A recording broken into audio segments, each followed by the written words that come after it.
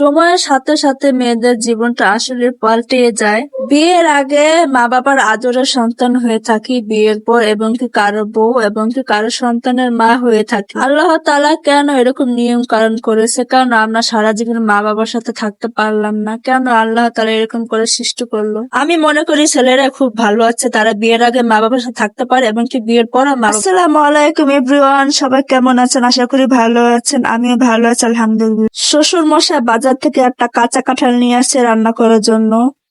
তো আমি কাঁঠালটা কি রান্না করব, তার জন্য আমি কিছুদিন যাবত কাঁঠালটা রান্না করছিলাম না, তা আমার শ্বশুর চিল্লাচিল্লি করছিল। তো ফাইনালি আজকে আমি রান্না করব। তা প্রথমে আমি সিদ্ধ করে একটু ভাপিয়ে নিলাম, তারপরে এই যে দেখুন এরকম হয়ে গেছে। আর কিছুদিন রাখলে হয়তো পেকে যেত। তো এই যে আজকে আমি এই যে মুরগি দিয়ে কাঁঠালটা রান্না করব, তা মুরগিটা কেটে দিয়ে পরিষ্কার করে নিই। এদিকে একটা চুলায় কড়াই তেল দিয়ে তারপরে এখানে আমি আজকে পেঁয়াজটা বেটে রান্না করব, তাহলে তরকারিটা খুব মজাদার হবে। তার জন্য আমি পেঁয়াজটা যে তেলের উপর দিয়ে কিছুক্ষণ একটু ভেজে নেব। আমি এই প্রথমবার কাঁচা কাঁঠাল রান্না করতেছি, এর আগে কোনো সময় রান্না করি নাই। এখানে পেঁয়াজটা খুব ভালো করে ভেজে নিতে হবে, না হলে একটা কাঁচা কাঁচা গন্ধ আসবে। তারপর ভাজার পর এখানে আমি আদা বেটে রেখে দিয়েছিলাম, সে আদা বাটাগুলো দিয়ে দিলাম। তারপর আরেকটু নাড়াচাড়া দিয়ে তারপর এখানে দিয়ে দিব রসুন। আমি সবসময় জিরা আর রসুন একসাথে বেটে ফ্রিজে রেখে দিই, তা এখানে জিরা আর রসুন একসাথে বাটা আছে, তো সেগুলো আমি এখানে দিয়ে দিলাম। দিয়ে পরে একটু পানি দিয়ে আবার একটু নাড়া কষিয়ে নিই। পেঁয়াজটা কিছুক্ষণ কষানোর পর এখানে আমি গুঁড়া মশলাগুলো ব্যবহার করব। তা প্রথমে আমি হলুদ গুঁড়ো দিয়ে দিলাম, দিয়ে আবার একটু আমি নাড়াচাড়া দিয়ে একটু মিশিয়ে নিলাম। তারপর এখানে আমি দিয়ে দেবো মরিচের গুঁড়োটা। এখানে আমি মরিচের গুঁড়োটা অনেক পরিমাণটা দিব, বেশি করে দিব, যেহেতু ব্রয়লার মুরগি কাঁঠাল দিয়ে রান্না করবো, তাহলে খেতে ভালো লাগবে, নাহলে ভালো লাগবে না।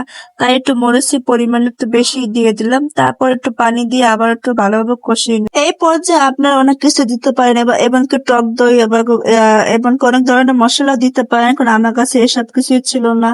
তাই এখন একটু গরম মশলা ছিল, তাই আমি একটু গরম মশলা দিয়ে আবার একটু খুব ভালোভাবে কষিয়ে নেব। তো দেখতেই পাচ্ছেন আমার মশলাটা খুব ভালোভাবে কষানো হয়ে গেছে, এবং কি মশলা থেকে খুব সুন্দর তেল বের হয়ে গেছে, এবং কালারটা খুব সুন্দর হয়েছে। তা যাই হোক, এখানে আমি মুরগির মাংসগুলো দিয়ে দিব। আমি এখানে পুরো একটা মুরগি ব্যবহার করব।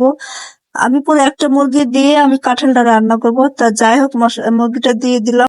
কাঁচা কাঁঠালের তরকারিটা আমার কাছে ভালো লাগে না, আমি ছোটবেলা থেকে এই খাবারটা পছন্দ করি না। কারণ কাঁঠালটা হচ্ছে একটা ফল, ফলটা পাকলেই আমার কাছে খুব ভালো লাগে। তা আমার খাজা কাঁঠাল আছে, খাজা কাঁঠালটা আমার কাছে খুব প্রিয় একটা কাঁঠাল। তো দেখতেই পাচ্ছেন আমার মুরগিটা খুব ভালো করে কষানো হয়ে যাওয়ার পর এখানে সিদ্ধ করা কাঁঠাল আমি তরকারির ভিতরে দিয়ে দিলাম। আবার একটু কিছুক্ষণ নাড়াচাড়া দিয়ে তারপর আমি ভালো করে কষিয়ে নেব। এই রান্নাটা করতে বেশি সময় লাগবে না, তার কারণ এটা হচ্ছে এমনি ব্রয়লার মুরগি, তার মধ্যে কাঁঠালটা আমি সিদ্ধ করে নিয়ে নিছি, তার জন্য বেশি একটা সময় লাগবে না। তো অনেক কথাই বলা হয়ে গেল। তো এখানে দেখতে পাচ্ছেন আমার কাঁঠালটা খুব ভালো করে কষানো হয়ে যাওয়ার পর এখানে আমি পরিমাণ মতন পানি দিয়ে দিলাম। তরকারিটা পানি দেওয়ার পর মনে হচ্ছে কড়াইটা ছোট হয়ে গেছে, তার কড়াইটা চেঞ্জ করে দিলাম। এদিকে রান্না করতে করতে এদিকে ঘরটা আমার এলোমেলো ছিল, তো ঘরটা গুছিয়ে নিলাম। ঘরটি আমার গোছানো হয়ে গেল, তারপর একটু বারান্দা যায় দেখুন আকাশ। ফাইনালি আমার কাঁঠালের তরকারিটা হয়ে গেল। তো দেখে বুঝতে পারছেন আমি এবার প্রথম রান্না করলাম, তো কেমন হচ্ছে এটা কমেন্ট করে জানিয়ে দিবেন। তো আজকের মতো ভিডিওটা এখানে শেষ করলাম। সবাই সুস্থ থাকুন, ভালো থাকবেন, আল্লাহ হাফেজ।